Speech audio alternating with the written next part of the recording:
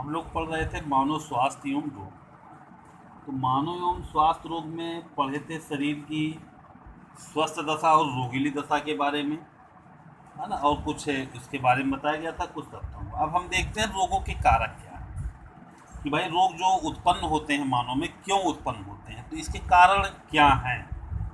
ठीक है, देखिए रोगों के कारणों के विज्ञान को हैतिकी कहते हैं। रोगों के कारणों के विज्ञान को हैतिकी हैतिकी या इटियोलॉजी कहा जाता है। हैतिकी या क्या कहते हैं, इटियोलॉजी अंग्रेजी में कहते हैं। रोगों के कारकों के विज्ञान को हैतिकी कहते हैं। अब देखिए विभिन्न प्रकार के मानव रोग के तमाम कारक होते हैं जो मानव में पाए जाते हैं, तमाम कारक हैं। जैसे इसमें हम देखते हैं कि कुछ जीव हैं जो रोग उत्पन्न करते हैं। अब भाई मानव में कौन कौन से जीव हैं जो रोग उत्पन्न करते हैं। देखिए अनेक प्रकार के रोग विषाणुओं के द्वारा, कौन कौन से हैं, विषाणुओं के द्वारा और जीवाणुओं के द्वारा, विषाणुओं के द्वारा, जीवाणुओं, कवकों और कुछ परजीवी हैं, प्रोटोजोआ, परजीवी हैं प्रोटोजोआ के।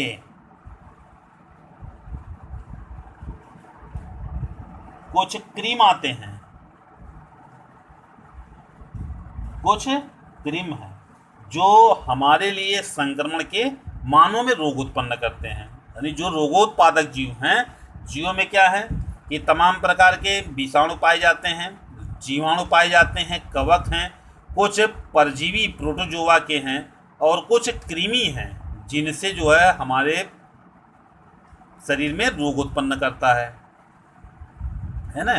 तो ये क्रीम हो गए। जैसे हम लोग परजीवी प्रोटोजोआ में कौन कौन से परजीवी आएंगे, एंटमीबा, हिस्टोलिटिका, जिंजीवाइलिस, है ना, क्रीम है, फीता क्रीम है, गोल क्रीम है। तो ये रोग उत्पादक जीव है जिनके द्वारा जो है रोग उत्पन्न होते हैं।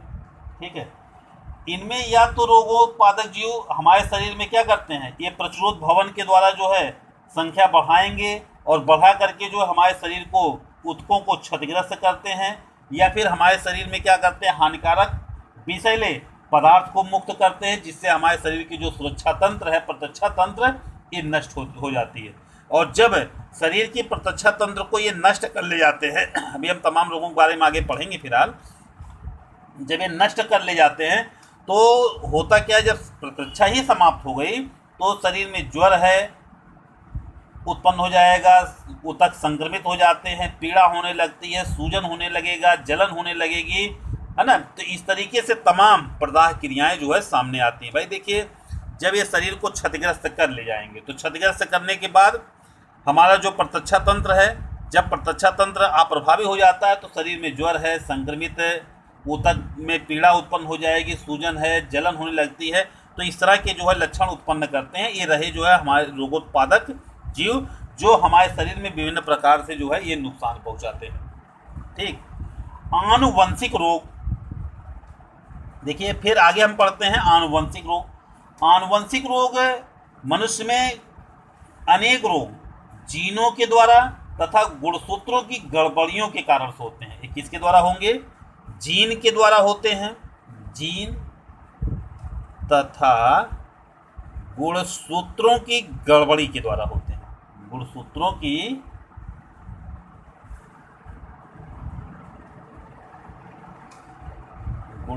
की गड़बड़ियों के द्वारा उत्पन्न होता है। अगर से ये आनुवंशिक रोग हैं तो ये क्या बताया गया, जीन और गुणसूत्रों की गड़बड़ियों के द्वारा जो है उत्पन्न होने के कारण, गड़बड़ियों के कारण उत्पन्न होते हैं, इसको हम कहते हैं आनुवंशिक रोग कहेंगे। तो हम लोग तमाम आनुवंशिक रोग पढ़ चुके हैं। हीमोफीलिया, वर्लांता, रतौंधी, एल्केप्टेन्यूरिया, ये सब क्या है, ये आनुवंशिक रोग हैं जो माता पिता से जो है उनकी संतानों में उत्पन्न होते हैं। ठीक है, अब देखें आगे देखते हैं वातावरणीय कारक।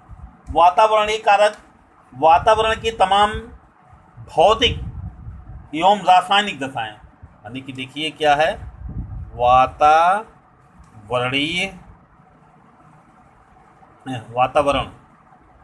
वातावरण की कई भौतिक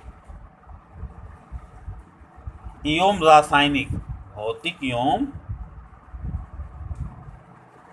रासायनिक दशाएं मनुष्य के लिए रोगोत्पादक, यानी कि जो वातावरण की क्या है, भौतिक एवं रासायनिक दशाएं होती हैं, ये मानव के लिए क्या करती हैं, ये रोग उत्पन्न करने का कार्य करती हैं।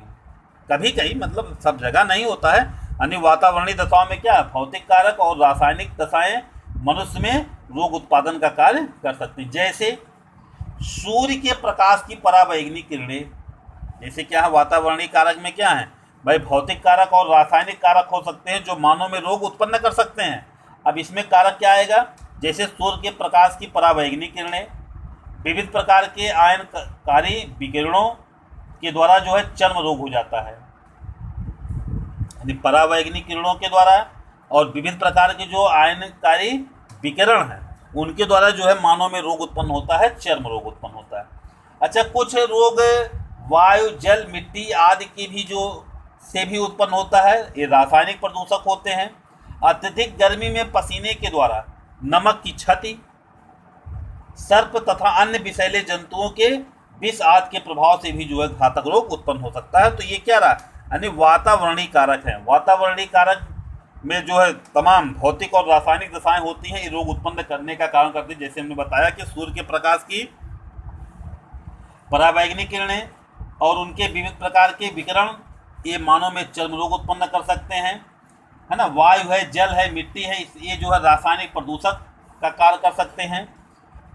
गर्मी में पसीने के द्वारा जो है नमक की क्षति हो जाती है, जिसके कारण से शरीर रोगग्रस्त हो सकता है। सर्प हैं और विषैले जंतुओं के विष से भी जो है घातक रोग उत्पन्न होता है। देखिए, आहार संबंधी असंतुलन। आहार संबंधी असंतुलन में क्या है कि आहार के असंतुलन के कारण से जो है मनुष्य में कई प्रकार के, तो भाई आहार संबंधी असंतुलन कहा जाता है कि ये उचित भोजन लेना चाहिए। अगर से भोजन उचित नहीं रहा तो उचित ना होने पर व्यक्ति जो है रोगग्रस्त हो जाता है ना। व्यक्ति क्या हो जाएगा, रोगग्रस्त हो जाएगा, है ना। तमाम रोगों की कमी के द्वारा भी रोग उत्पन्न हो जाते हैं। तो इस नाते मानव को क्या करना चाहिए, मानव को एक संतुलित भोजन लेना चाहिए। यदि संतुलित भोजन नहीं है तो व्यक्ति जो है तमाम प्रकार के रोगों से ग्रसित हो सकता है, जैसे मेरसमस है, क्वासियोर रोग है। तो ये क्या रहे, ये आहार संबंधी रोग। अभी हमको तमाम रोग हम लोग आगे पढ़ेंगे। फिर दिया है आगे आधुनिक जीवन शैली के दुष्प्रभाव। आधुनिक जीवन शैली, देखिए अब हम लोग क्या नाम है, स्वस्थ और निरोग रहने के लिए आवश्यक है कि पोषक तत्वों के रूप में हम वातावरण से जितनी ऊर्जा ग्रहण करें उतनी ऊर्जा का शरीर की विविध क्रियाओं में व्यय करें। मतलब हम लोग निरोग रहने के लिए आवश्यक है कि पोषक तत्वों के रूप में हम वातावरण से जितनी ऊर्जा ग्रहण करें उतनी ऊर्जा का शरीर की विविध क्रियाओं में व्यय, यानी कि हम बाहर से जितनी ऊर्जा लें उतनी ऊर्जा को हम कहीं ना कहीं विविध प्रकार से खर्च कर दें। अर्थात ऊर्जा की आमद एवं ऊर्जा की खपत के बीच क्या होना चाहिए, संतुलन होना चाहिए। यानी हम लोग जो ऊर्जा लेते हैं बाहर से और जो ऊर्जा खर्च करते हैं, दोनों के बीच में क्या होना चाहिए, संतुलन होना चाहिए। वर्तमान में भौतिकवादी जीवन शैली में एक ओर तो हमारी भोजन सामग्री में विभिन्न प्रकार के स्वादिष्ट परंतु उच्च ऊर्जा युक्त व्यंजनों का समावेश हो गया है, और दूसरी ओर क्या करते हैं, जीवन यापन की विभिन्न प्रकार की सुविधाओं के कारण से शारीरिक श्रम की आवश्यकता बहुत कम हो गई। यानी हम लोग जो भोजन लेते हैं, भोजन क्या कर रहे हैं हम लोग, बहुत अच्छा पौष्टिक भोजन लेते हैं जिसमें क्या है अधिक ऊर्जा हो, लेकिन अब हम लोग कार्य क्या करते हैं, ऊर्जा की खपत, मानी जो ऊर्जा लिया गया उसी के अनुरूप ऊर्जा भी खर्च करनी चाहिए, लेकिन हम लोग ऊर्जा खर्च नहीं करते, बल्कि ऊर्जा क्या होती है, जो ऊर्जा लिया गया संपूर्ण ऊर्जा जो है खर्च ना करके जो है ये बचने लगेगा, है ना। और ऐसा क्यों हुआ, क्योंकि हमारी सुविधा के कारण से हुआ कि जो है आवश्यकता जो है बहुत है। इस प्रकार ऊर्जा ग्रहण और ऊर्जा की खपत, जो ऊर्जा हम लोग ग्रहण करते हैं और जो खपत करते हैं उससे ये बढ़ जाता है। और ऊर्जा का यह असंतुलन मानव के कई आधुनिक रोग जैसे मधुमेह, मानसिक तनाव, हृदयाघात, मस्तिष्काघात, कैंसर आदि के लिए जो है जिम्मेदार होगा। यानी आधुनिक जीवन शैली के दुष्प्रभाव में हम क्या देख रहे हैं कि हम लोग जितना भोजन लेते हैं उतनी ऊर्जा की खपत नहीं है, और उतनी ऊर्जा की खपत ना होने के कारण से ये ऊर्जा बच जाती है। और जब ऊर्जा बच जाएगी तो खपत ना होने के कारण से जो बची हुई ऊर्जा होती है ये क्या होगा, ये हानिकारक प्रभाव उत्पन्न करती है। और इसी असंतुलन के कारण से हमारे शरीर में क्या है, मधुमेह, मानसिक तनाव, हृदयाघात, मस्तिष्काघात, कैंसर जैसे रोग उत्पन्न होने के खतरे बढ़ जाते हैं। तो भाई ये हम लोग पढ़ रहे थे रोग के कारक, कौन कौन से कारक हैं जो मानव में रोग उत्पन्न करते हैं। तो रोग में कौन कौन से कारक आए, रोगोत्पादक जीव हो गया, यानी तमाम प्रकार के जीव हैं, जैसे बैक्टीरिया हैं, वायरस हैं, तमाम प्रकार के प्रोटोजोआ हैं, है ना, कृमि हैं, कवक हैं, जो हमारे संपर्क में आ करके जो है रोग उत्पन्न करते हैं। हम लोग पढ़ेंगे आगे। आनुवंशिक रोग, भाई जो गुणसूत्र हैं उसमें अनियमितता हो जाती है, घट जाए बढ़ जाए, अगर से इस तरह की गड़बड़ियाँ आ जाती हैं तो इसके कारण से भी व्यक्ति में क्या हो जाएगा, रोग उत्पन्न हो जाता है। वातावरणीय कारक बताया गया कि तमाम भौतिक कारक है, रासायनिक कारक हैं, जैसे किसी किरण के प्रभाव से या जल में किसी रासायनिक प्रभाव से, है ना, या विषैले पदार्थ जो जल इत्यादि में जो है उपस्थित पाए जाते हैं उनके कारण से भी रोग उत्पन्न होता है। आहार संबंधी असंतुलन, भाई जो असंतुलन, अगर से हम भोजन लिया गया और उसमें क्या है, असंतुलन है तो जिसके कारण से क्या होगा भाई, जैसे हम लोग उचित भोजन लेना चाहिए, अब उचित भोजन हम नहीं ले रहे हैं तो क्या हो जाएगा, शरीर की दशा जो है रोगोली हो जाती है। तो इस नाते हमको क्या करना चाहिए, शरीर के अनुरूप जो है भोजन लेना चाहिए, प्रोटीन, वसा, कार्बोहाइड्रेट, न्यूक्लिक अम्ल की उचित मात्रा होनी चाहिए, जिसके कारण से जो है व्यक्ति रोगग्रस्त ना हो सके। तो कमी के द्वारा भी रोग उत्पन्न होता है और अधिकता के द्वारा भी रोग उत्पन्न होता है।